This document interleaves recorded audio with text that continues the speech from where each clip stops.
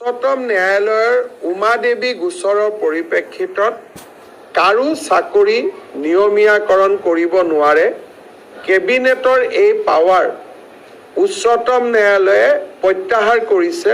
তাৰ পৰিপ্ৰেক্ষিতত আমি কাৰো চাকৰি নিয়মীয়াকৰণ কৰিব নোৱাৰো। কিন্তু সৰ্বশিক্ষা অভিযানত কাম কৰি থকা শিক্ষকসকলক যাতে আমি সকাহ দিব পাৰো, তাৰ বাবে আজি কেবিনেটে ৩৫,০০০ নতুন শিক্ষকৰ পদ চৰকাৰত সৃষ্টি কৰি SSৰ শিক্ষকসকলৰ বাবে এটা স্পেচিয়েল ৰিক্ৰুটমেণ্ট ড্ৰাইভ কৰিব খুজিছে। অৰ্থাৎ এই বিশেষ ৩৫,০০০ পোষ্টত অকল SSত কাম কৰি থকা শিক্ষকসকলেহে আবেদন কৰিব পাৰিব আৰু বাকী নিয়মীয়া যিবিলাক পোষ্ট তাত ফ্ৰেছ কেণ্ডিডেটবিলাকে আবেদন কৰিব পাৰিব।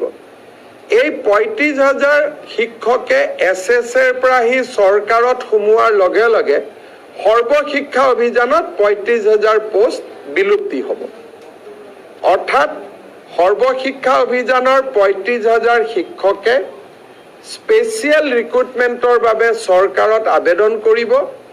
চৰকাৰে তেওঁলোকৰ কাগজ পত্ৰ চোৱাৰ পিছত তেওঁলোকক নিয়োগৰ সুবিধা কৰি দিব।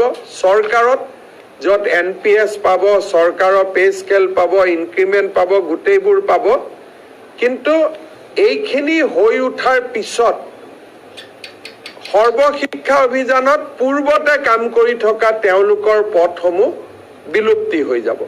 অৰ্থাৎ আমি ৰেগুলাৰাইজেশ্যন কৰিব নোৱাৰাৰ বাবে আমি স্পেচিয়েল ৰিক্ৰুটমেণ্ট ড্ৰাইভ সৰ্বশিক্ষা অভিযানৰ শিক্ষকসকলৰ বাবে কৰিব খুজিছোঁ।